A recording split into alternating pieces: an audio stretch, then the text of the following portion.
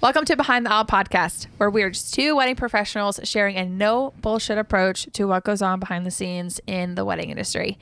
My name is Katie, and I'm a wedding planner. And my name is Sarah, and I'm a wedding photographer. Hello. Hello. How's it going? Good. I already feel like I'm slightly behind in things. I'm not, but I feel like there's just a lot of work. Yeah. Already. Yeah, I have a pretty hefty to-do list that I don't want to tackle. But it'll become February, and then it'll become March, and then I'll be fucked. If you keep pushing it off. Yeah. Raise your hand if you have ever been personally victimized by taxes. It's that time of the year, folks. Ugh. Oh, man. Do you do your taxes? Well... Do you try to do your taxes? The answer is no. I don't do them at all. Yeah. I try and do mine because my husband is very well, granted, he gives me 3 pieces of paper and it's done, but he's very let's get it done ASAP, 4 months before it's due. So I always try and get it done in February, which doesn't really ever happen. I think it's only happened one time. It's usually May. Oh my God. I just switched to a new CPA, and she just asked me because she had asked for Jeff's stuff. And Jeff obviously, yes, has a couple of pieces of paper, just like your husband does. Mm-hmm. And he's like, here's all my stuff. And I'm like, love that W-2 life. Awesome. Wonderful. But yeah, so I sent her all of his stuff, and she's like, okay. And what does your QuickBooks look like? And I'm like, I'm going to leave that email unread for now. I really wish I could give you my CPA because he is fantastic, but he doesn't do small businesses anymore. Sad day. I know. So I haven't really I do love my new girly. Oh, good. She came from as a recommendation from Taylor. Oh, good. Yes. Good. She's been already educating me of when she did last year's taxes already for me. She was already telling me here are some things that you could do, recategorize some stuff, whatever have you. Still law abiding. But was that a wink or a cringe? I was trying to be subtle with it, Sarah. Jesus. Bless it. Is it a wink or a cringe? Just having a little twitching, fiending. Just kidding. Okay. Anyway. Getting itchy. Oh my God. Well, anyways. We would like to also give a little shameless plug before we start anything.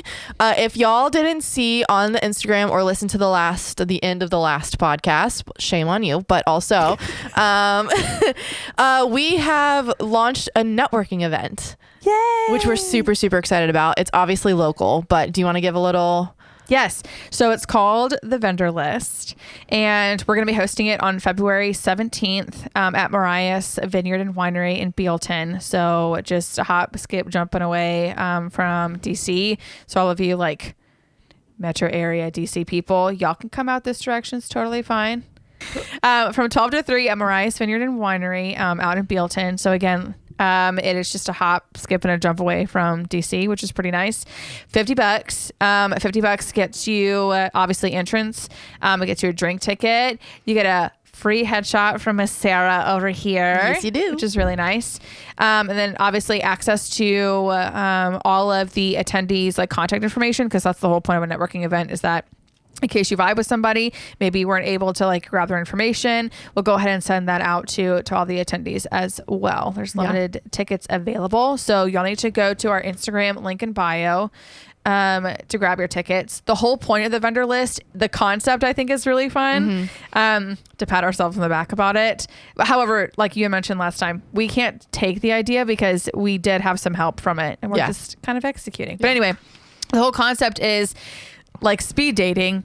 Obviously, we're not dating anybody, but we want to pair you up with other vendors that share the same maybe values or style, or just you vibe with them. A lot of times, when you go to a networking event, you either try to find someone that you already know and you just kind of cling on to them, and you don't really feel confident enough to go and insert yourself into different circles. Or it's just intimidating in general, especially if you're newer into the industry and whatnot as well too. People just tend to gravitate towards other people, and it's really hard to meet new friends. So we are going to force that upon you in a very fun manner. Yeah.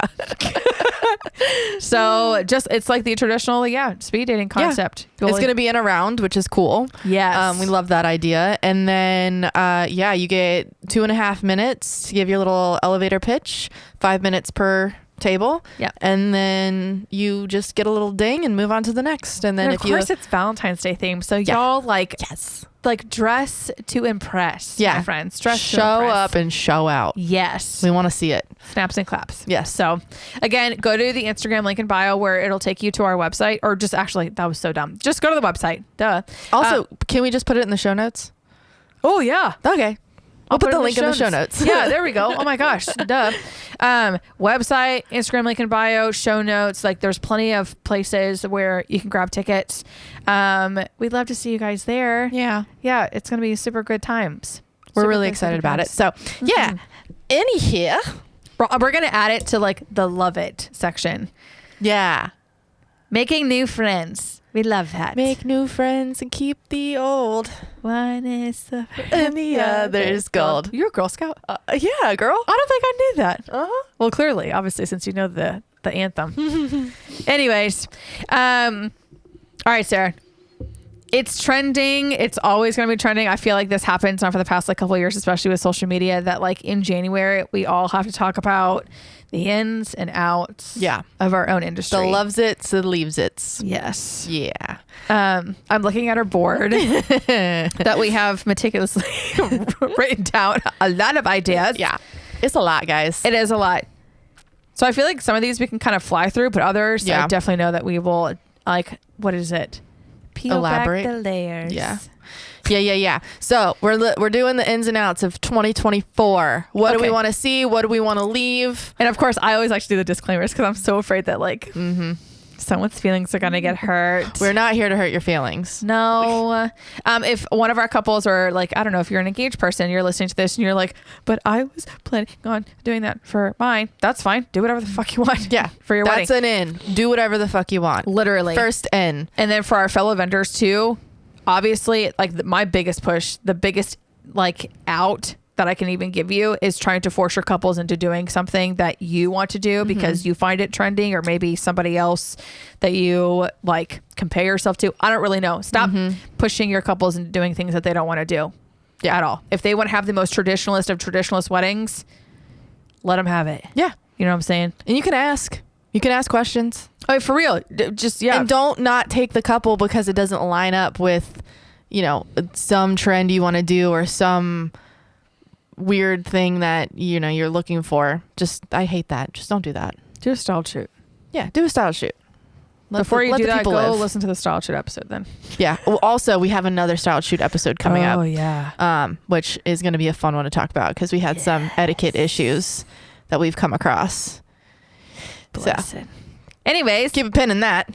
Anyhow, leave that. Yeah. Yeah. A poor style shoot etiquette. Yeah. Okay, so let's start off. I also feel like I'm screaming because I can't really hear myself. No, but it's not great. Okay. Yeah. It's fine. Okay, so how do we want to start this? I think we just go like, just dive right into it. Okay. Yeah. All right, so we going ins first, outs first? Okay, so the ins, yeah. This recently literally like just happened like this morning again, and it's happened several times already with a lot of my couples and like what they are dealing with. And the wedding party members are just bailing out like midway through the planning process. Mind you, okay, of course I have to throw in some more disclaimers into here. I feel like there's going to be disclaimers for absolutely every single freaking thing. So life happens. I completely understand. Chronic illness, change of life season, like pregnancy, or the opposite. Like it's just, there's a lot of different things that happen in life that constitute definitely like for sure for a wedding party member to bail out of their responsibilities or them saying their yes in the very beginning of the planning process.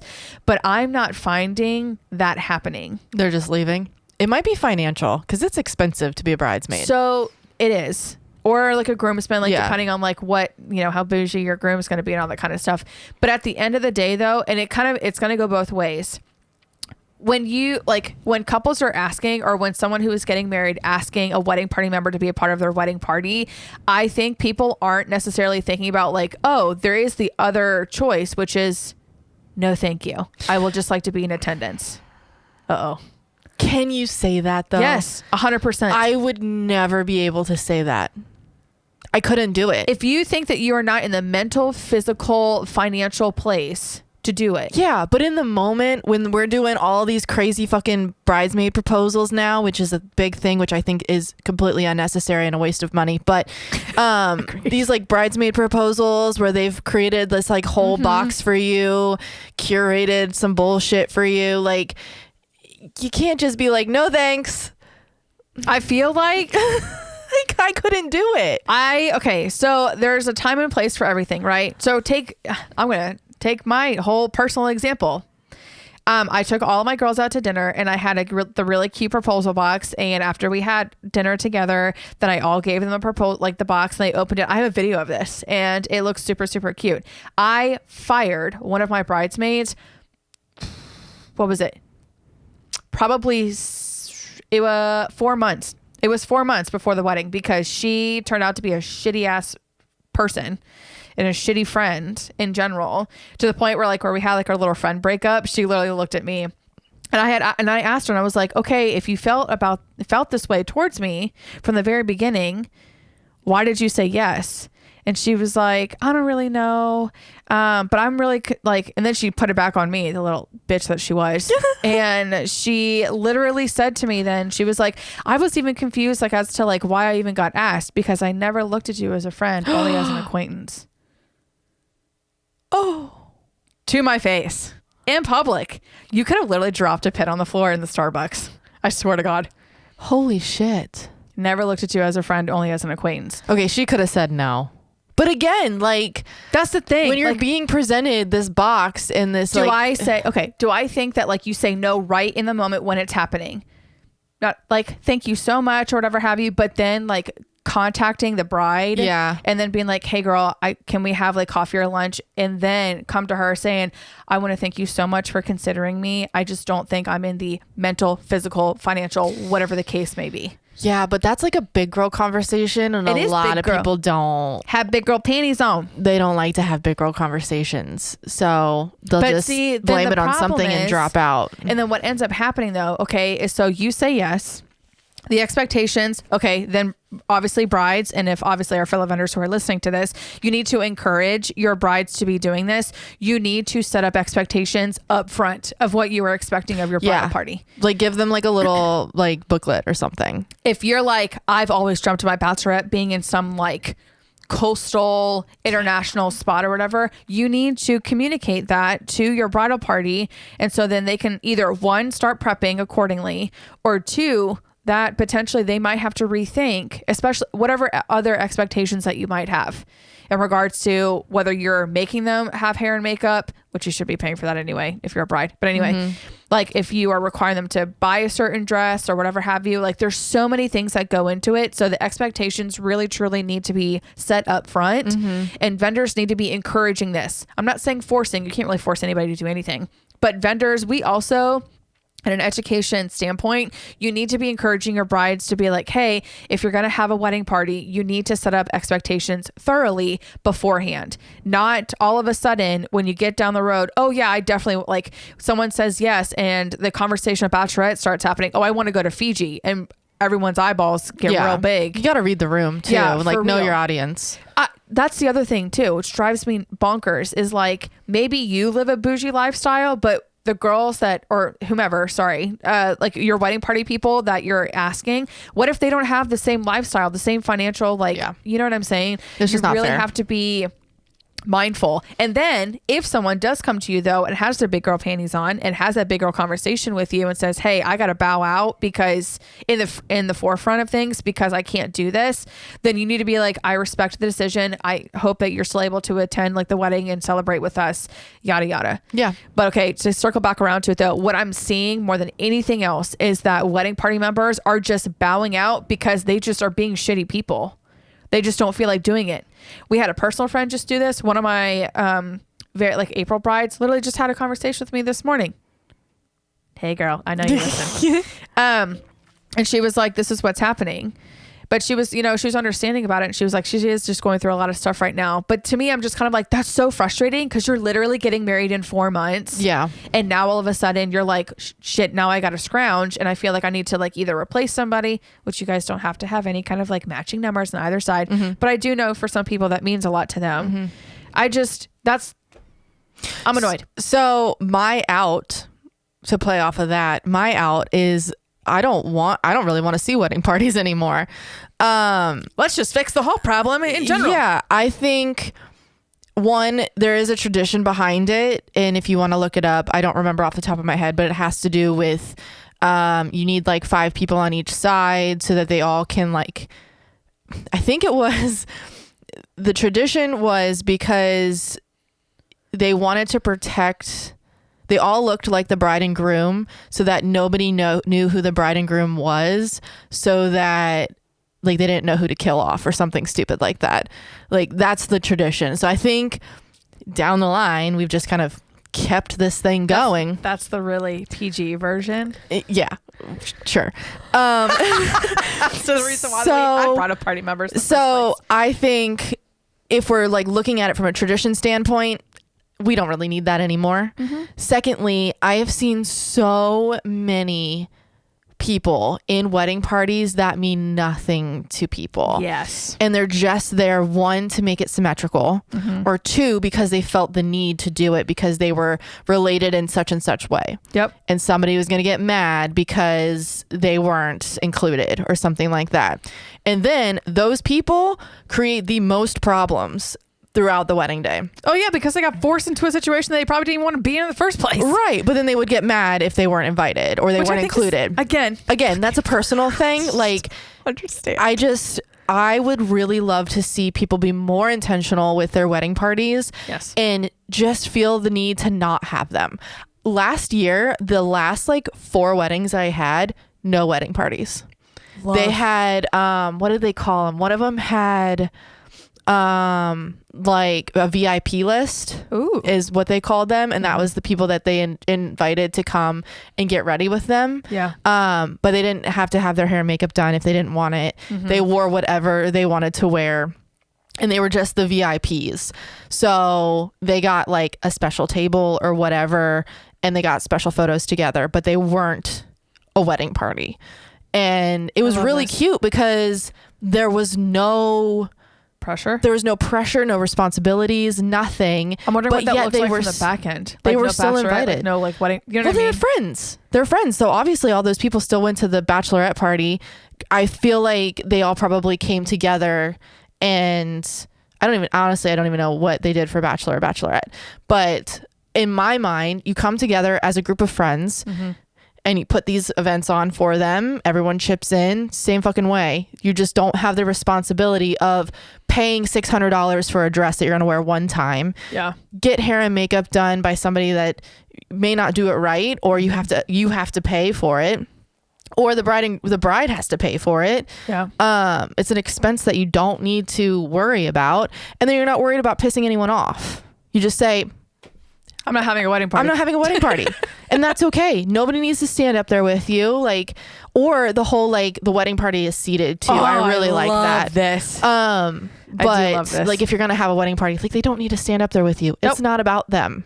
Like, showcase yourselves. Yep. Have them take a seat. Also, from their perspective too, when they're standing up there, all they can see is the back of your head. Yeah. They or the back of the too. other like person's head that they're standing behind. Yeah.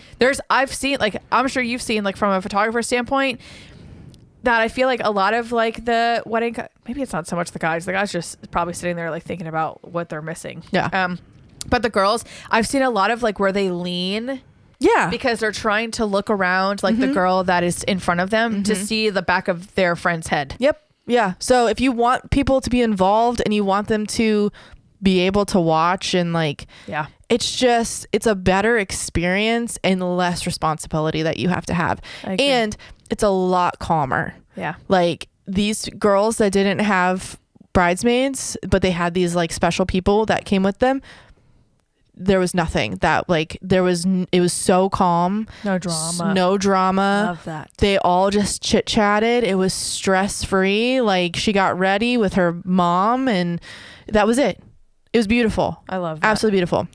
So I would like to see, if you're going to have a wedding party, be intentional about it. Yes.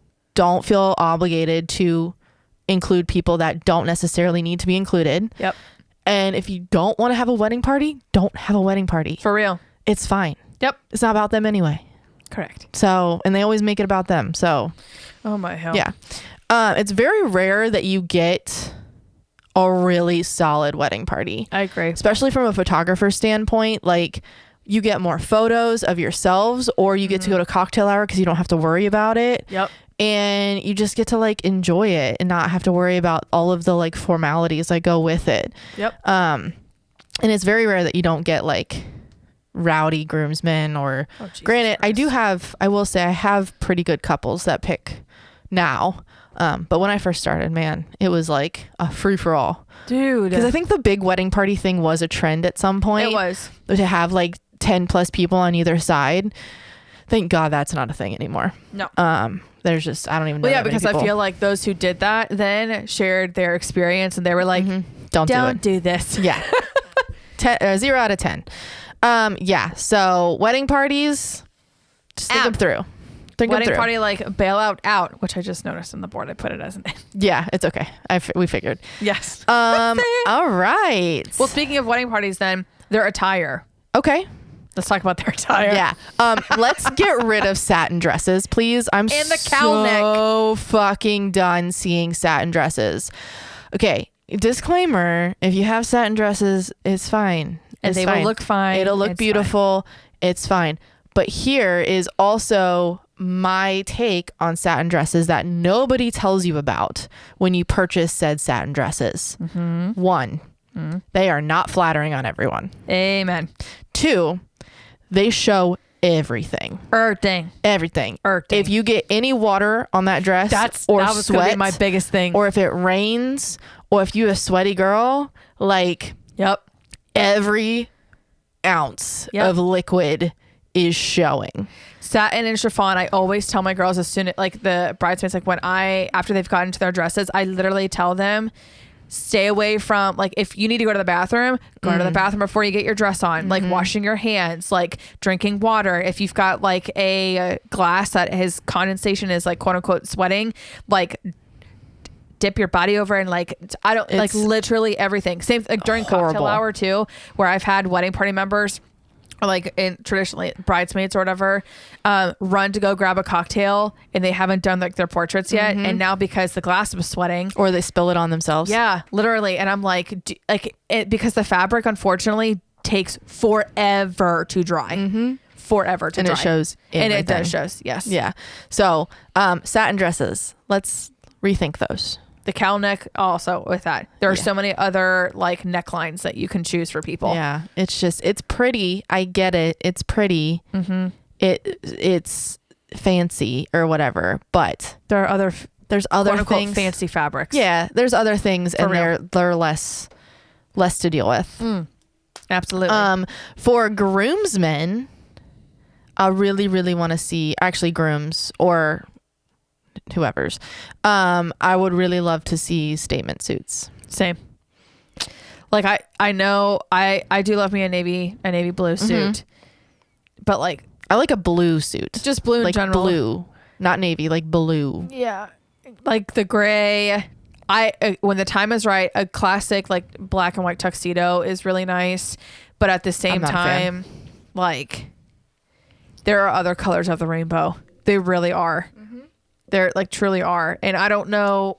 Like there's patterns. I wonder where it comes from, or if you're gonna stay with like a suit color that we see often, do something really fun with the pocket square and the tie, or the undershirt. Oh yes. Yeah, like wear a really cool like I don't know button down something, or like a really fun funky tie. Which funky ties have always been a thing because I think that's safe. Yes. But I would just really love to You can see. do bold in regards to your vest too if you're doing Yeah. a 3-piece suit. No, because then we get a little promy, and I don't love that. Really? I don't love that. No. No. You didn't want a cummerbund? No. I really don't. Whenever you say cummerbund, I always think of Benedict Cumberbatch. It's just Benedict Cumberbund. Yeah, no, but I would love to see like more patterns. Yeah, for sure. Even just like plaids. Yes. Like just bring out a cool plaid. Like you don't have to get crazy with it, but just something a little bit more interesting. Like you can sparkle too. Yeah. Like you have the opportunity to sparkle too here. Wholeheartedly agree. So yeah. What else? What else did we put on here? We talked about the groomsmen and bridesmaids. I would really, really, really love to see matching attire. What do you mean? Leave. Oh, leave. I was like, Yes. what? What are you talking about? We're gonna leave that. Yeah. Yeah, like matching the tie to the bridesmaids dresses. I'm fucking over.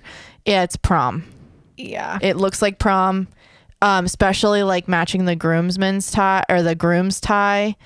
Like I guess it's not really that bad because you're not wearing a same colored dress, but like just the groomsmen somehow matching the bridesmaids, it feels so prom to me. Yeah. And it's not I cute. agree. I think it's just also it's just been overdone. I think let's try to focus on some other ways on how the groomsmen can obviously be consistent with the entire wedding aesthetic and like the color palette from a design perspective, but jumping right into like, oh, we'll just match the ties to the bridesmaids dresses. Okay, cop out. Like let's just be a little bit more creative with it. Yeah. For sure. I want people to think outside of the box a little bit. Yeah. I agree. And then also matching in general. Like I've had the groomsmen match the bridesmaids like to a T, like navy and navy or burgundy, or like not burgundy, but navy and navy is really easy to do. Yeah. Speaking of bridesmaids, then also I'm loving, so here's like an in and out. I'm loving the fact that what I'm seeing is happening more often is that brides are just giving a color palette to those that are going to stand next to her, like, you know, traditionally the bridesmaids, and saying, pick any color in this palette. I don't care what style it is. Not I don't just care what color. fabric. Just like color palette. Here's my color palette. Here are like my 5 colors within my wedding aesthetic. Pick a dress in any one of these colors, whatever style, neckline, fabric, I don't care where you get it from. Like, I love that. Have at it. Because you see, like, here's my color, pick from said dresses, like a Zazie. Like, you can pick the color and then you pick all the dresses. I have couples that are still doing that. I have brides who are still doing that. But I'm seeing now more the autonomy of, like, just pick a color from here. Yeah. And you can have a say in it too. Like, like if like you don't want like multiple people in the same color or like everyone in the same color, you can have a say, like get something in this color palette or get something in this color or this color. Like again, I've had some brides too where like they'll talk to me about it and they're like, hey, I'm going to have like a one-on-one conversation about like bridesmaid A, and I'm going to see like, hey, how does she feel about this color? Because again, some certain skin tones, for example, myself, you won't catch me in yellow. I love yellow. Well, I can't do that because it's not for me. Yeah. It's like you won't catch me in baby pink. Like I That's can't. sad. I can't do it. It's because your soul is so dark. Yes, but also it washes me out. I am ghostly. Same with the yellow. So yeah, that's what I'm seeing a whole lot of. Dude, I wonder if like, what if the groomsmen started doing that? That'd be fun. I love that. I didn't even think about that until now. Like it's a little harder though, I feel like. Yeah, especially if, sorry guys, this is going to sound like a sexist comment. Like most guys, heterosexual men that I know, they see red and it's like red, but then they look at burgundy and they're like, that's red. I'm like, no. Yeah. No, that's not. I think that's a little bit too much responsibility sometimes to give. Just know your audience if you're going to do that. Yeah. That would be fun though. That would be fun. I love that. Or just picking like a different like neutral for the groomsmen, and then like the bridesmaids get to pick like I don't know. I just have fun with it. Just be fun. Which it just sounds like color. Yes. Which I want to see so much more of. Sarah's like super stoked about the color situation. If you know my editing style, like, you know, like color thrives in my editing. So I want to see more color. Like I want to see hot pinks and orange. Maybe not hot pink. Hot pink's a little scary. I want to see more like, You could do it if you know how to do it correctly. yeah. I want to see like big like blue color, like big, like maybe not blue because blue's so like common, but like using blue in a really bold way, or yellow. I want to see more yellow so fucking bad. Yellows, oranges, apricots, peaches, lime greens. Ooh. Like different color shades of pink, like big pinks though, not like blush. I want to see like magenta, fuchsia. Yeah. Ooh, magenta. Oh, fuck yeah. More purples. Purple went out, Which is so sad. I love purple. I like purple in a wedding if it's done right. I don't love lavender. I'm just not a pastel girly. I feel that. So, and I don't find that pastels fit my editing style really well. So yeah, it can only go so vibrant with a pastel. Right. And so I feel like pastel is more like a film aesthetic and like, you know, soft and light and airy and all that stuff. But like I want like bold. I want fucking rainbows. I want rainbows up in this bitch. I do. Before we started recording, I did tell Sarah, like when we were going through our list, and she was like, I want more color. And I was like, oh, you will be seeing that. Because I was telling her like a lot of my 2024 and 2025 like designs are starting to, we are going to see a lot more bolder colors. I love it. I want to see more color and more patterns. Yeah. I want people to play with patterns. Textures. Yeah. Like that sort of thing too. So I think we are starting to see that. I think people are starting to become, they are getting more comfortable beginning or coming outside of the box.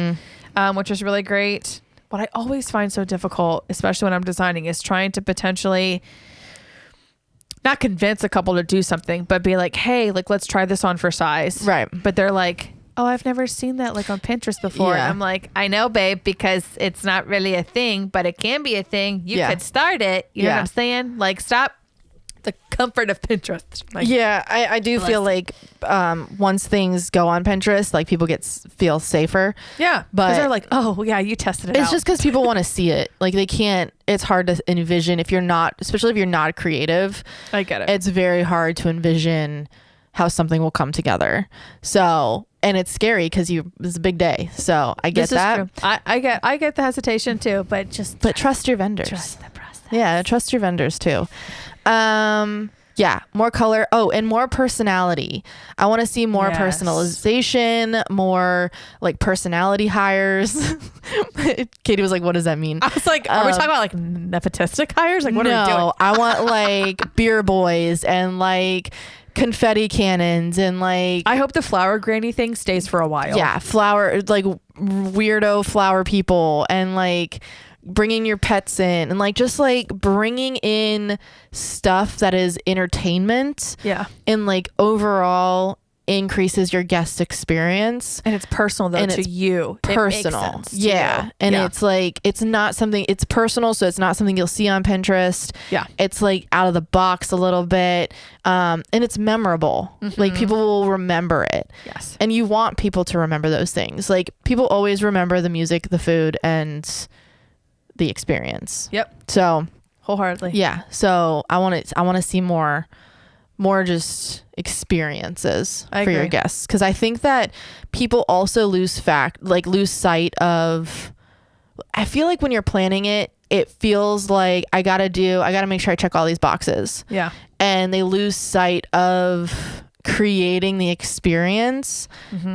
So I mean, we see them every weekend, so they all are essentially the same. So other people won't really know, like normal people don't see it, like 20 plus 30 plus weddings a year. Right. So people won't really know like this was different. But I think a guest experience goes a long way. So I like one of the very first, like during my consultation phone calls that I will have with people is that I tell them that we will use Pinterest as a place of resource and inspiration. But the whole goal at the end of the day is we want like their friends and their family, those that are being invited like to their wedding, to walk into the wedding day and say, okay, I see parts of bride, I see parts of groom. Again, I'm using traditional like lingo here, guys. But like I see parts of bride, I see parts of groom, and then I see them here together. Like this is what made them like a couple together. And they can pinpoint different things. I always tell them like, hey, if you are looking for a planner that is really just going to, and you just want like just stuff like that's pretty, and that like you're just going to give me a bunch of Pinterest inspiration pictures, and I ask you, okay, where's the intentionality behind this? Like, why do you want this? Oh, we just thought it was a pretty picture. Like, I'm not the planner for you. Yeah. I can't copy and paste somebody else's stuff. Yeah. Honestly. Also, you're spending a lot of money. Why would you want to do that? Yeah. I like understand. Just So having the personalization. Yeah. Yeah. There's a couple of like different ideas I really am trying to like throw out there, potentially for my couples. Like one of the things that I'm seeing is, I talked to my couple recently about this. Instead of doing like the reserved sign, like just the one reserved sign hanging off the back of the chair, which I don't really love anyway, because the photograph's really weird. But anyway, and it's like, okay, but who is it reserved for? I talked to one of my recent couples about this, and I was like, what if we did, again, it's a little bit more work on y'all's part if you're down for it, but the intentionality behind it is really, really sweet. For each of like that first row of chairs, we're traditionally mom, dad, maybe like an auntie or something like that is sitting up there. We can say it's like a letter, like you write a letter to them, but on the outside of the envelope is like the seat is reserved for mother of the bride. Yeah. And so when mom goes and sits down, she has this letter that she can open like right before you walk down. Do you know what I mean? I love that. Yeah. Don't cry. But also I think that all that takes away from the people asking me like, where do I sit? What is reserved? Like, yeah, people are very confused. Yeah. And so if you have like literally a seating chart of like the names, you're like, don't sit where there's a seating chart, and you can sit anywhere else. Yeah. Like, I love that. That's so sweet. Because I wish I could tell you that like most guests do understand, like those, like the friends that are invited, like first row is off limits. Yeah. However, it's you will get a couple of family members where they think that they are everything in sliced bread, like the second like aunt or something like that. Yeah. They're like, I deserve front row. Yeah. Or that they're like, the aunts are coming being like, well, I would like to see my niece. Well, your niece is currently just having a cool off before she walks down the aisle. She can talk to you after. Well, no, she would want to come see me. And I'm like, Aunt Susan, I totally understand that you think that you're the most important person in the entire world. You and the 20 other people that I literally just had to also shoo away. Yeah.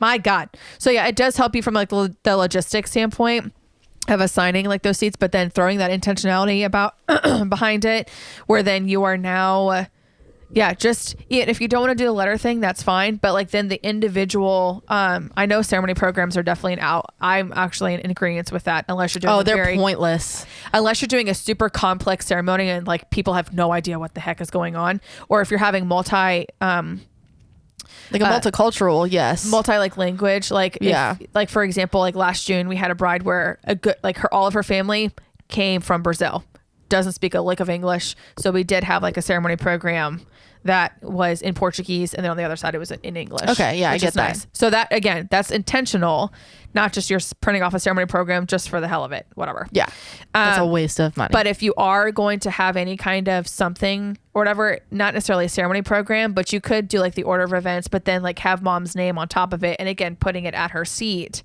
So again, you're assigning the seats on the front row, but then... I love the letter thing though, because it gets all the emotions like bubbling, and then she comes, oh God, I know, do it. I know. Oh, I love that. Yeah. Or if she doesn't like read it like right when she sits down, I can only imagine at some point then during the reception she reads it, or maybe she's in the car. I'm like envisioning like she's in the car, like we've sent everybody off, she's in the car on the way home, and like either she reads it at home or she reads it in the car on the way home, and I'm just... Do you know what I mean? Yeah. That atmosphere that you just created. That kind of goes in line too with the thing that I was seeing of table letters. Yeah, I'm obsessed with those. It's a lot of work. It is. But I think if you have a smaller crowd and a really intentional guest list, the table letters are really sweet. You could also do it too. I had a bride do this 2 Septembers ago. I think it was 2 Septembers ago. What year are we in? Was it 3? We're in 2024 now.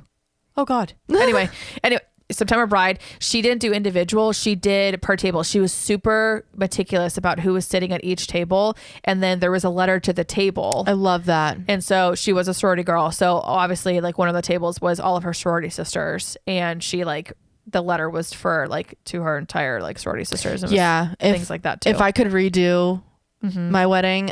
I had pretty intentional tables until it got to people that I didn't really need there. It happens to all of us. But I would have loved to have done that. I think that would have been so beautiful. Yeah. One of my, last example for this too. Last May, one of my brides did this, but it was her escort cards. That's so sweet. So dual functionality. Yeah. It was her escort cards. You could do like a whole mail thing. Like, oh, I love that. Yeah. Like, especially like maybe you're a traveler and you want to do like postcards. Yeah. Oh my God. It was a whole board, and it was letters that were attached to like ribbons like going down, and they had like their own personal wax seal. But then they picked or if you had a Harry Potter theme, ooh, you could do that too with like the letter with like a scroll. You could totally mix it in. Yeah. With like a scroll with like a oh God. Yeah. So fucking cute. So just intentional, like, that kind of personalization, like 100%, like going into that and just, really. And again, your wedding at the end of the day, I will always stand by this 100%. Your wedding at the end of the day is about you and the person that you are marrying, for sure. A lot of people are like, guest experience. Yes. Make sure that your guests are having a good time from like a logistical standpoint. Do you know what I mean? Yeah. Like you have to be mindful of that one. But if you really want to like create conversations not from the point or the perspective of like trend setting, but like memories that'll be made, and that like many Christmases or like other holiday gatherings or birthday gatherings down the road, like, hey, Sarah, I'm still talking about like this thing that happened at your wedding like 5 years later or whatever. It's just like a bonding thing. Yep. So when you are creating personalization, make sure, like, especially from a vendor's perspective, if you're encouraging this, make sure it's coming from a standpoint of that it just fits right with the person or with the couple in general. I have had couples and they're a little bit more, should I say, like still faced or not really the emotional type. That whole letter writing thing wouldn't have worked. No. Yeah. It just wouldn't have that meaning. So there is a time and point. And again, I guess that goes along with the other quote unquote out is like the forcing of couples to do whatever because it's trending or because they feel pressure that they have to elevate the guest experience. But I think the whole elevating the guest experience, that perspective is solely coming from because you want to create things that are trending for your guests so they can take pictures of it and post it on Instagram or whatever have you. I don't even think that. I think one of the best weddings that I went to was Christina and Jordan's. And the reason why is the guests never stopped. And like there was never a lull in the party. Like it was one thing after another thing, and you could just tell that everyone was so participatory. Oh, I love if that's that. a word.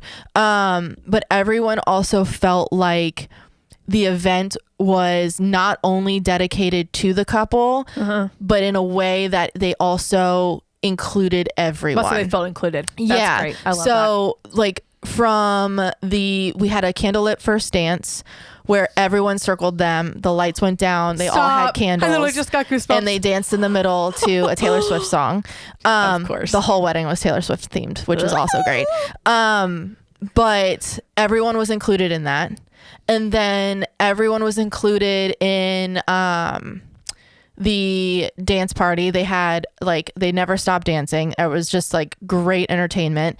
And then they had the late night food truck where the cookie truck came. Everyone was super excited about that. There was and it was just one thing after another thing after another thing that just kept everyone so engaged. I love that. That there's nothing worse than having a dead wedding. It's memorable, but for the wrong reasons. Yeah. And just having people be so included because those are the people that you should want there. Yeah. You should want everyone to feel the way that you're feeling. Yep. And the excitement that you're feeling. And then the send off was so lit.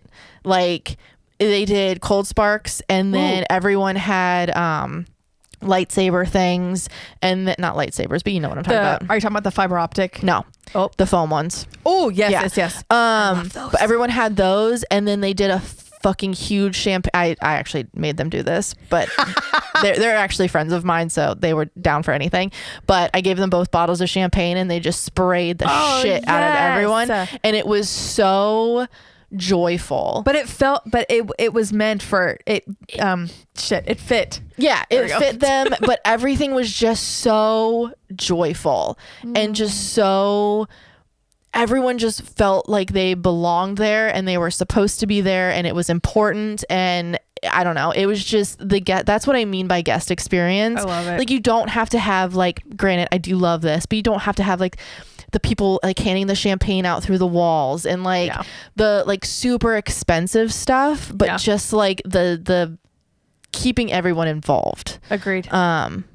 So making it make sense. Yeah, just making it make sense. But if you are the people that want to have, like, the super elevated, like butlers and, like, the, you know, the waits, like the what am I trying to say? Like the champagne people, or, like, the crazy escort card tables, or, like, all that stuff, then great. But also you can just keep people involved by having, like, these these little guest experiences throughout. 100%.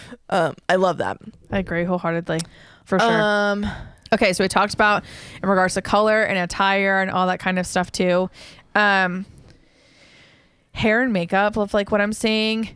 I feel like soft glam is going to be here for a while, just because people are not loving, like, the Kardashian look, which is, you know, full, like, glam. Yeah. That's personal preference, though. Yes, for sure. I'm a full glam babe. Yeah. I'm a full glam girly. You want to talk about color? I would love to see, like, more potentially, like, colored eyeliner. Colored eyeliner? Mm-hmm. I could do eyeshadow. I don't know if I could do eyeliner. I think, again, it has to fit the right aesthetic with it. But it's a little bit different. I'm just seeing, it's just lots and lots of pink. Lots of pinks. Lots of, like, quote unquote natural makeup. Yeah. Yeah. I think that's a really big personal choice, though. Like, I think so. Yeah, people are very particular about their makeup. Like, you do it one way and that's how you do it. Yeah, like, that's true. From somebody who is a makeup person, like, there was a very specific way that I do my eyeliner and nobody could do it, so I had to do it myself on the wedding day. Oh, yeah. So, like, I, like, very specific. So I feel like that's, like, kind of a hard one. But if you are that girl, then go for it. Sweet. Yeah. Hairstyles, though.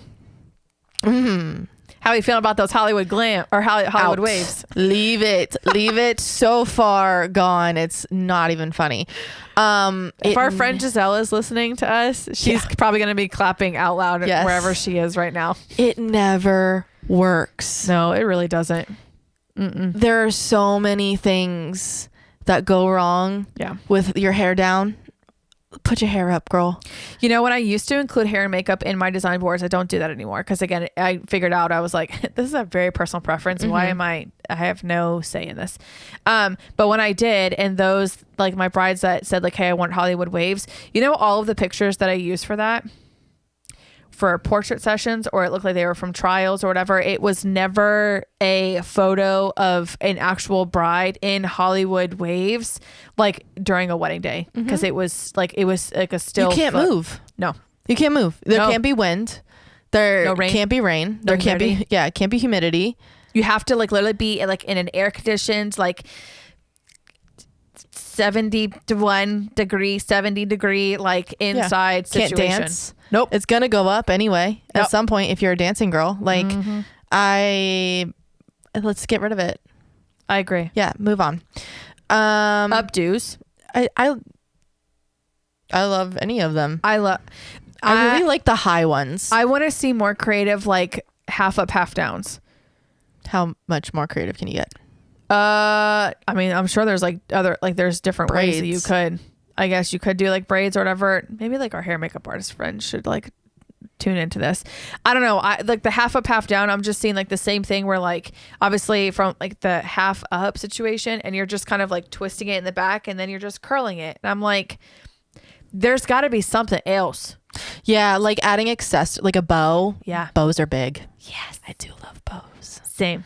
So in my, like, real life, I'm not a bow and pearl girl. Not real life. But in wedding days, I love bows and pearls. You also, I was about to say, you just said here, yeah, a minute ago, pearls. Yeah. You and I have a different opinion. I want it out. I'm tired of looking at them. I want it out of jewelry. I want it more in the accessories. Okay. Like sleeves, like full pearl sleeves, Okay. or like trains with pearls, veils with pearls, like that kind of Unique stuff. veils. I want more of that. Yes. More of that. More Ooh. color in your veil. Yes. If you're Embroidery. Oh yeah, embroidery big time. Embroidery though, I just be well aware, if you're going to encourage embroidery, it is money. However, to me, I feel like it's worth it because again, it is an heirloom that you have just created that you could hand down. Heirloom like pocket squares, veils, what do you call it? Handkerchiefs or whatever. That's always been kind of around too. But like any kind of embroidery in and of itself. Yeah, I love fun veils. Sames. Yeah, but I want to see more. Like I just want to see more in the form of the accessories. Yeah. Like put a little more thought into it. Yeah, like I want like big fucking sleeves and like stuff in your hair that's not baby's breath, or like flowers, or like just generic like jewels that we put in there. Like I want just like fun stuff. Yeah. Yeah. Or keep it clean. I don't think I've seen like a really clean hairstyle in a really long time. I feel like every hairstyle that I have seen as of recently, especially towards like the tail end of like last year, actually all of last year, there is something in a bride's hair always. I'm kind of like clean is in. I think clean will always be in. I think girl aesthetic. that is a timeless idea that I don't think will ever go away. Yeah, I agree. Like at all. So, but then speaking of like veils and stuff, like when it comes to like bride attire, the biggest thing that like two things that I really do want to see. One, more princess cuts, because I think it is super flattering on pretty much any body type ever. I have another thing I want out. Go ahead. Okay. And then the other thing too is the transitional dress. Yeah. I know it's big right now to have like your ceremony dress and then to have a completely separate reception dress. And I don't know financially which one is more expensive or not, because I feel like with a transitional dress, either it has to come like this or you'd have to spend some money on alterations to make it this way. But like your ceremony dress then turns into like your reception dress. Either you're able to take off your skirt, train, the skirt of some kind, or like with the sleeves or whatever, you could take your sleeves off, or on capes or suit. Like we had a bride that, what was that, last year or 2 years ago at this point, whatever. She had a good cape. Beautiful cape. And it was just absolutely stunning. But I would love to see transitional dresses so that I don't know, there's not, from a logistics standpoint too, what I've seen on wedding day, there's like the brides are stressed. They're like, oh my God, I have to get into my reception dress. I got a certain time frame. Whereas like if you're still in the same like shell, in the same body, the bodice of your dress, but maybe you're just taking like one or two things off, then like there's less pressure than of like, I got to get undressed and I got to put something else on it, blah, blah, blah. So that kind of thing.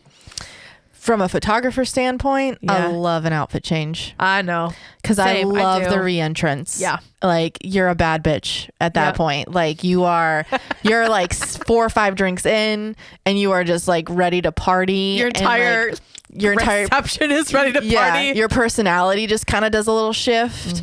I love an outfit change and I want to see more epic outfit changes. Like less, I'm just going to put on like a short white dress. Like I want like a party suit.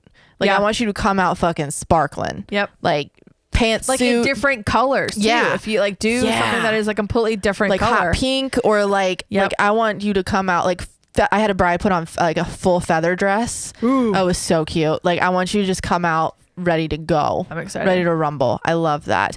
One thing out that I do want to see less of, I would actually love to get rid of completely for dresses is strapless. There is never, it's never good. It's unless you are like tiny and that thing is like a glove on you, you will be fucking with that thing all night long. You can't jump around. Yeah. You can't dance. Yeah. I'm so sick of seeing people just like lifting up their fucking boobs also, all day. That's probably either one, it's ill-fitted to them, or two, it's just because it's like an anxiety tick where they're afraid that you're afraid your boobs are gonna come out. Yeah, like even if it is like, so like you did your alterations and it's fitted to you or whatever, I wholeheartedly agree. It's just a natural thing because you're just subconsciously thinking about, I want to make sure I ain't gonna have a nip slip out here. Yeah, and I don't know why, but like big titty ladies always go for the strapless dresses. Yeah, girl, and like you're just like fucking with it all night in your photos. You're just like lifting it and fixing it, and like and you got the boob pits coming out. Like, I'm sorry, but yeah, just skip it. Yep. I lost our monitor. Skip it. I know I had the I can never pronounce it. My dress style. It begins with a B and it's a French word. Is it Badeau? But it begins, whatever. Where it's like a full covered like body, not body. Sorry, it's a full covered like chest or whatever, and like thick, like straps or whatever have you. For that very fucking reason. Yeah, like know your bodies. Like know your body. Know your we all have weaknesses. Yeah. We all have spots that don't necessarily work. Yeah. If you love the dress, but like logistic, like jump around a little bit while you're there. Like jump around. You know, twerk a little bit. See if you can get down. But damn. Yeah, put it through trial, and if it doesn't work, don't wear it. I know it's pretty, but like, don't do it. And that's okay. That is 1000% okay. I feel like some of these salon like people will force dresses on you. Yeah, they'll just be like, "Oh, try this one on." It's like, nah, like it's okay if you go something that is a little bit safer. Yeah. For your dress, because if it'll make you feel more comfortable and that you're not gonna have to subconsciously think about whether it's working out for you or not. Buy the damn thing. Yeah, last thing you want to do is just mess with your dress all day. Dude. Okay. Bless it. We got dresses, we got hair and makeup, flowers. I think we need to speed this up a little bit. Because I could talk all day long about all these things. Just like a long list. Flowers. I'm loving the whimsical, like fresh flower, fresh cut flower look. The organicness. Yeah, the organic, like... I really hope that trend never leaves. I don't want to come back to I really don't want to come back to like round flowers and like very like the composed stuff. Yeah, I don't see that structured anytime soon. To be honest, other than that though, I don't. Just more color, dude. Different vessels for your stationary flowers. Yeah. So I mean, glass will always be timeless and it'll be one of the cheaper things that are out there. But if you are going to, what I'm seeing more of a trend that's happening is that there is less floral that's happening, and with the color palettes that are happening as well too, a lot of muted tones. Pastels are still kind of hanging out a little bit as well, but the bold colors are starting to come in too. But I'm seeing more petite versions, not really big, huge stationary arrangements. So with that, ask your florist, you know, if you're a couple listening to this, but for like my vendor friends, like encouraging potentially like different, maybe you get somebody who just wants like the green and white. Okay, that's fine if they just want to do the green and white, but then encourage like, hey, maybe consider like a different type of vessel, a colored glass, a ceramic, maybe even milk glass. We haven't seen milk glass in a really long time. Or like terracotta, literally or clay. Yes. Yeah. Anything else. Doing a different colored vessel will elevate your design in a very subtle way. So florist friends or whatever, get some confidence in you, boost. Like go ahead and instead of just being like, oh yeah, we'll do like a colorful ribbon around. People don't know what you don't tell them. Yeah. Like unless they come to you with these ideas, they don't know that this is an option. Yep. So give them the option, show them a little bit and see if they're into it, because they don't know what they don't know. In whatchamacallit, in combination with that too, what I have seen that is going to be coming, it's more in as well, and I'm here for it, are colored candles. Ooh, I like that. Yes. That's fun. Different colored candles, instead of just like your plain old white pillar or taper candles or whatever have you. The colored candles goes a long way. Again, if you're going softer, maybe a more monochromatic, just less, not as heavy on the floral, a colored candle will do so many wondrous things. Even if it's just like beige. Yes. Like beige. Literally anything else but white. Yeah. Like you can still be like soft and like do like a nice taupe and sandstone. Dusty. When I'm talking about dusty rose too, dusty rose, unfortunately, that is a color that people think they know what it is. Like teal. They're like, they will show me like a Tiffany blue color. I'm like, oh, look, teal. And I'm like, no, that's not it. But thank you for trying. Have a great day. So I find that with dusty blue too. Dusty, yeah. Anything with dusty in front of it, you don't really know. People don't really know what that means. Dusty. A non-romantic word is non-pigmented. Yeah, flat. Literally. But obviously, no one wants to be like, I want a flat pink wedding. You know what I mean? Yeah. Doesn't sound cute. I want a dusty rose. Okay. Well, do you know what that means, my love? Okay. Yeah. Because you showing me like bubblegum pink, that's not dusty. Or mauve. Mauve is like the biggest, I think, contender to the dusty. That's not. Okay. Anyways, take a color theory class 101. I'm sure there's something free on the internet. But different vessels for your flowers too. Things like that too. And then bridesmaids. I am loving the monochromatic bouquets.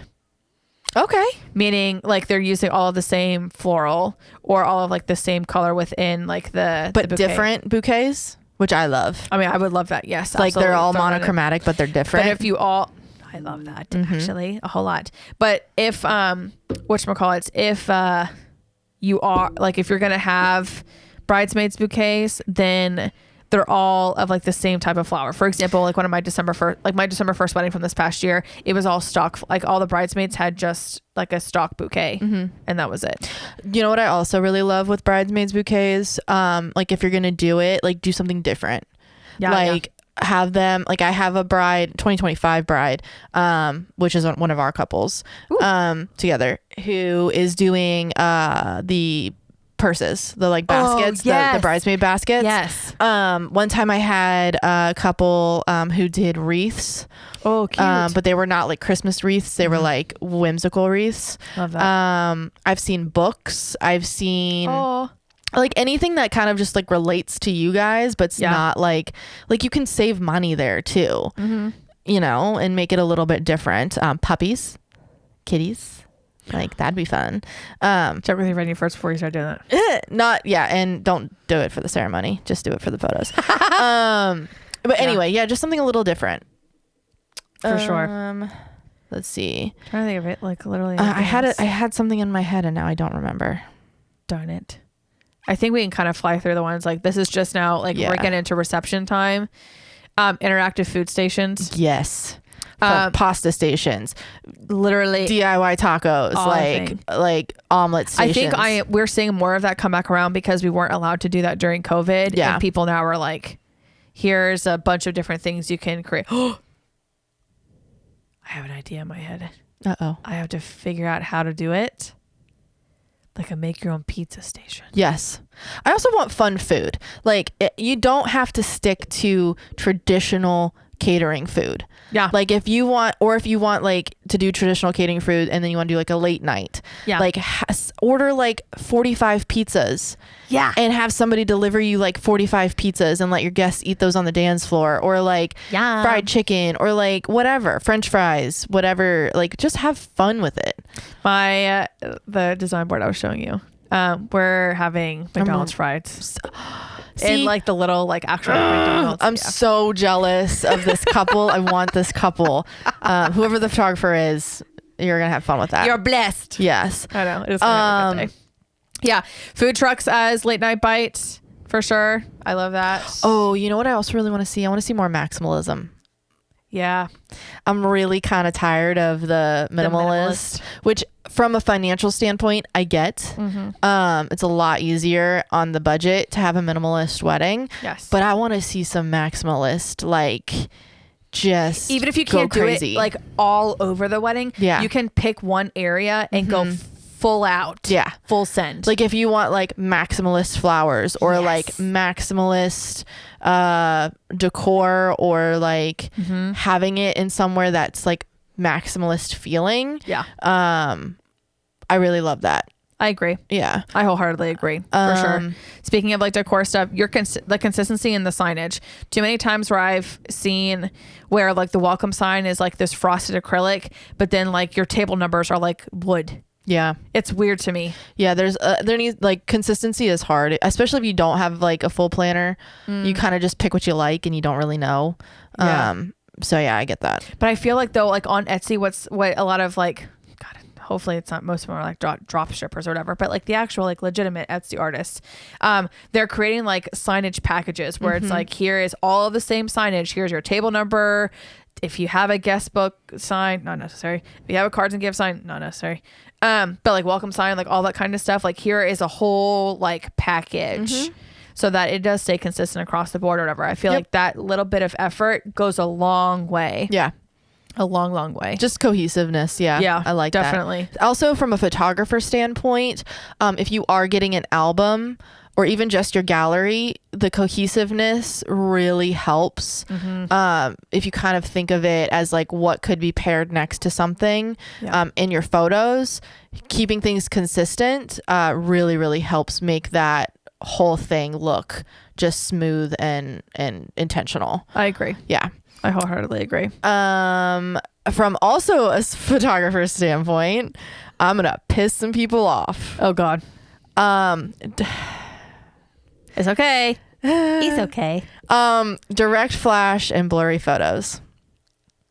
Is that an in or an out for you? It is an out for me. And it's not, it has not, I get it.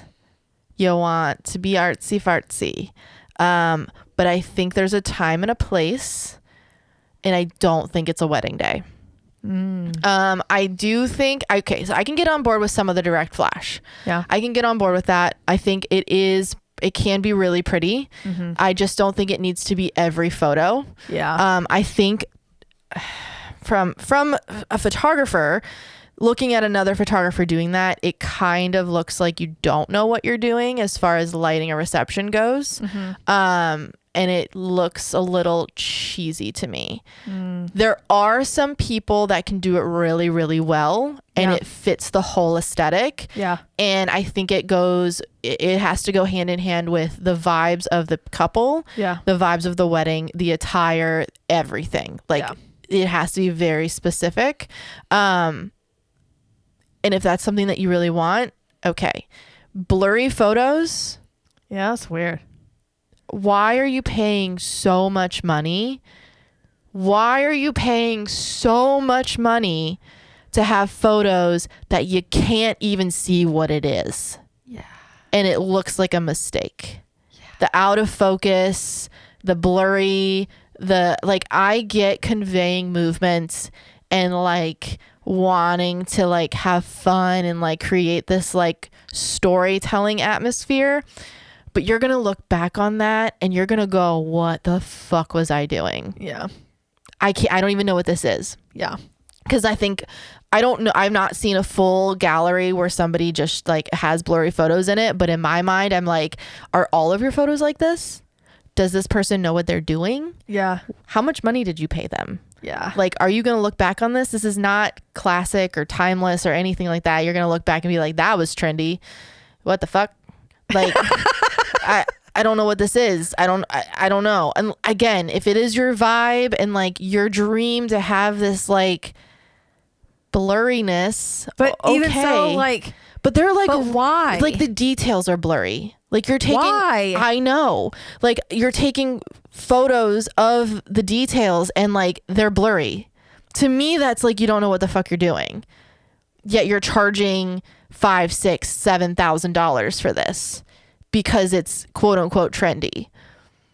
And people are looking for it. Like when I look back on it, it hurts. And all of like the technology with photography that has come a long, long way. We're resorting back to having film, like straight up film photos. Like we're resorting back to having no technology. I just don't get that. I don't get it. Film, yes, film is beautiful. Again, when it's like done in the right context in the right way, but like making like your digital camera try to make it like a film. result. But like a film fuck up. It looks like a film fuck up. Like it looks like I don't know. I don't get it. I don't get it either. I don't get it, and I'm sorry if I'm offending you. I am really, really sorry. Yeah. This is very much my opinion, but I really wanted to go. Yeah. Like I just think it's kind of interesting. Yeah. Like the advancement again of the technology. And it's like, we literally like those who are involved in advancing the technology of photography, like work so hard. And all of a sudden we're here being like, actually, like I liked not being able to focus indoors. Like I know that I spent so long learning how to make sharp photos, and I've like harped on that, and that's like a huge part of my business of like, these photos are sharp as fuck, like that. And I've just learned and taught myself how to do like really solid reception lighting, like being able to light any reception, like being able to be a part of any type of lighting situation and still have sharp photos. And for people to just come in here and like pop, it literally looks like you just popped your flash on a point and shoot and just photographed it. Like and it came out of nowhere too. It just all of a sudden just popped up. It's because we're trying to be nostalgic, I think, is what it is we want this weird nostalgia, but there's so many other things we can do. It's not, I don't want to say it's offensive, but it's like, it's just like, why are we working so hard to make things look like it was a mistake? Girl,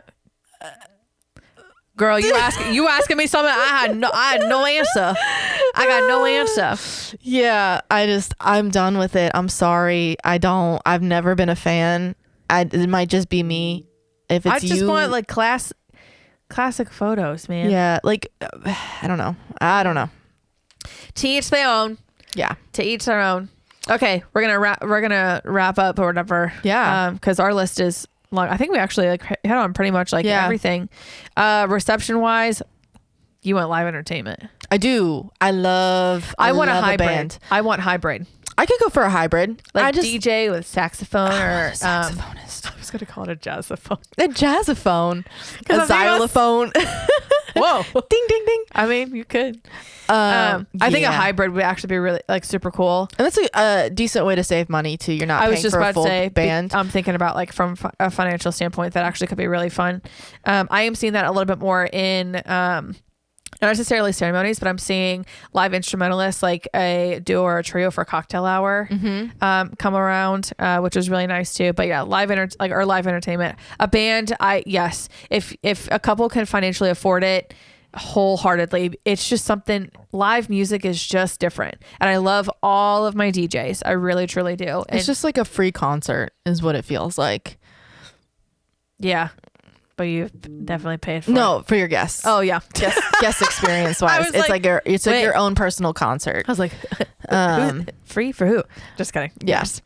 And then things that are out, at least for me, the CO2 gun.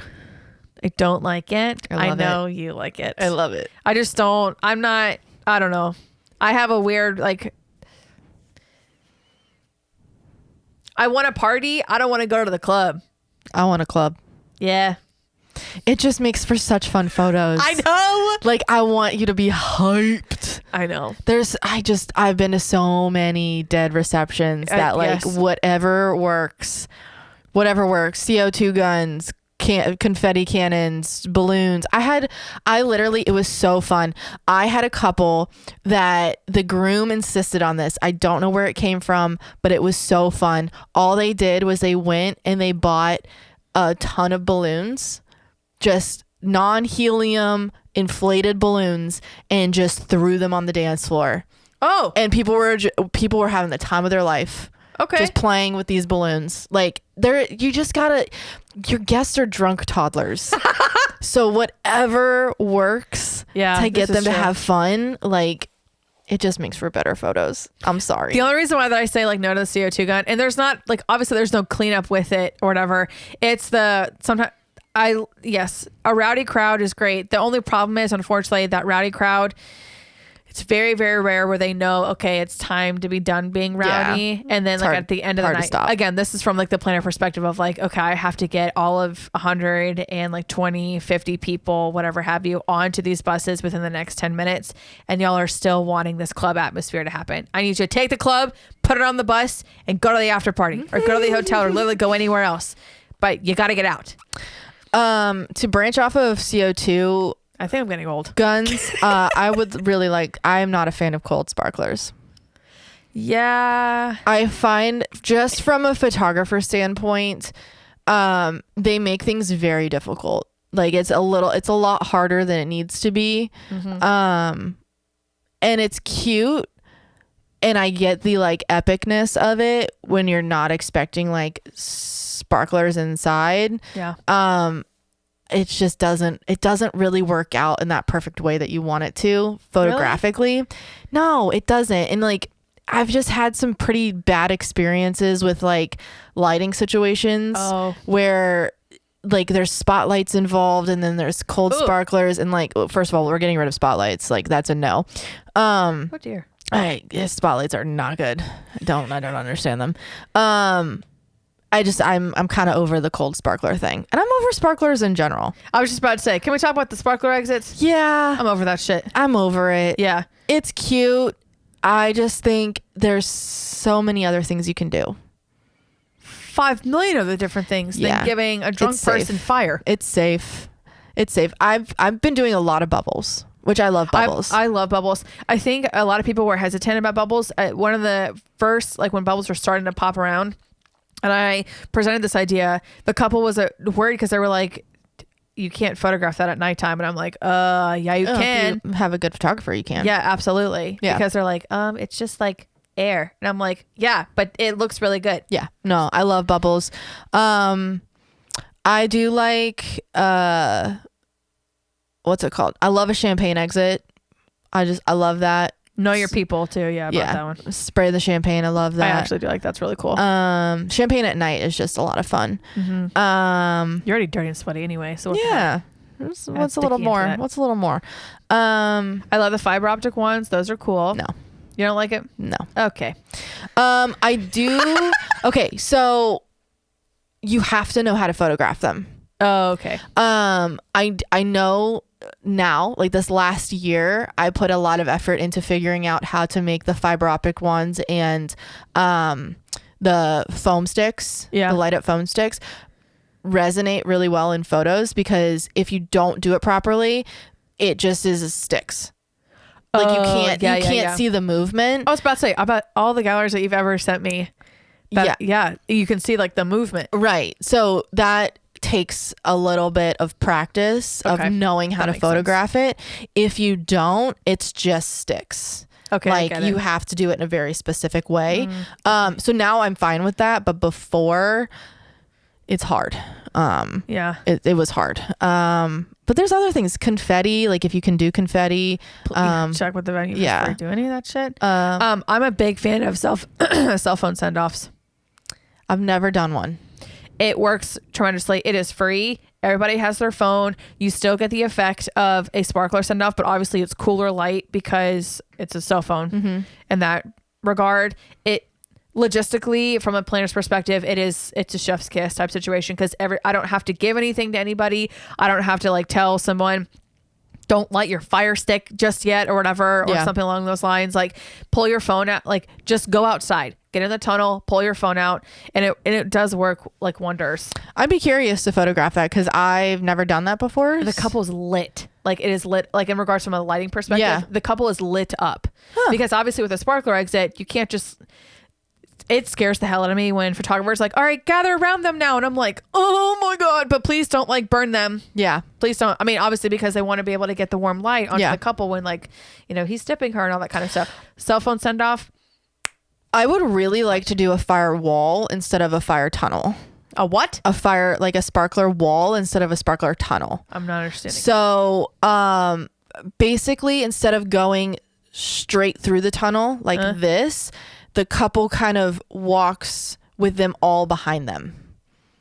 So it's hard to explain. I'll have to show it to you.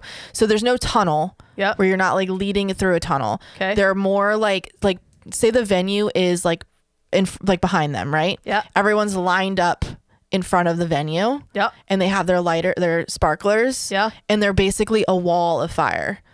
Oh. And then the couple walks in front of them. Because This sparkler exit is for photos. That's the only reason we're doing this. Correct. It's for photos and it's for a hard out. Like that's really all it's for. So if we're going to do it, let's do it in a different way. Because I feel like if you have this big wall of sparklers behind you, photographically, like it's all lit up. You get the beautiful bokeh, you get like all the sparklers. Whereas like with the tunnel, you're only seeing the sides unless you have people like circle in the back, which I do sometimes. I have the back row like come forward. You can light them up. Yeah. So not not physically, but you have them even like come to the end of the tunnel and then everyone kind of like creates a wall behind them. That's something that I usually do because I just don't like the dead space behind. Oh, I get it. It's 1,000%. Yeah. It's just dead. And if you don't know how to do it right, like sparklers are not easy to photograph. No, it's not for the faint of heart. So doing like a whole wall of them. Yeah. And like making it a photo op as opposed to a tunnel that they have to walk through. Now they're not walking through fire. I agree. So, and if we at the end of the day end up saying like, hey, no more formal exits or whatever, I actually wouldn't be mad at that at all.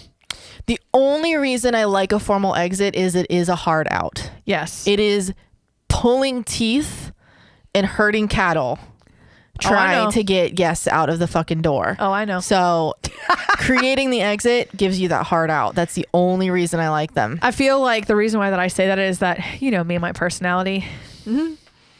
I don't have any chill. I will literally like after the DJ's packed up. Oh yeah, I don't have her chill stuff either. or whatever. I'm kind of like, hey guys, I will literally create white lies. I mean, like the shuttle buses are leaving in 2 minutes, even when they still have like 7 to 10 more minutes until before I tell them to leave. The shuttle buses are leaving in 2 minutes. If you're not on the bus, like you need to call an Uber or whatever, depending on if like you're in an area for ride sharing. And I was like, are you getting on the bus? You need to go to the bus. I annoy the shit out of myself, like to these people, and I'll never see you again. And I don't care if you hate me for the next 5 seconds. You're intoxicated. You're intoxicated. If you want to come back to me and be like, hey, Katie was an amazing planner. She was so like logistically sound. She even got my ass out of the reception. Cool, babe. That's fine. Right. Whatever. Don't really care. But no, I'll cattle herd if it means that I don't have to do another sparkler exit. I will do that. I will actually take that over literally doing a sparkler exit. Usually also means I get to go early. Yes. I don't have to stay till the end. So I would for sure get rid of formal exits too. Yeah, I think that's everything. Oh, sorry. Free feet pic. I think that's everything. We literally went through all of our stuff. Yeah, that was a long one, but I feel like that was fun. I would love to hear about y'all's ins and outs. Yeah. For real. Like, comment on our latest post and just let us know like what some of your favorite ins and outs are. Would love to know. And then it'll be like a controversial thing. We'll just start like putting shit out on the Instagram story and have people fighting. Yeah. In the comments. To the death. All right, cool. Well, where can they find you, Katie? You can find me personally on the Instagram at Tillian Teal, TILLYANDTEAL. And Sarah, what about you? You can find me personally on the Instagram at Serendipity Photography. It's spelled SARA, like my name, Serendipity Photography. And then you can follow us at Behind the Aisle Podcast on Instagram. And then also submit your What the Fuck Wednesdays. The form is at behindtheaislepodcast.com. And it's a super easy form. We need to hear from you. We need some stories. We are a little dead on stories because we are on the off season, so any help is appreciated. Submit everything. Submit it. Doesn't matter what it is. All right. Well, we love you. See you next time. Bye. Bye.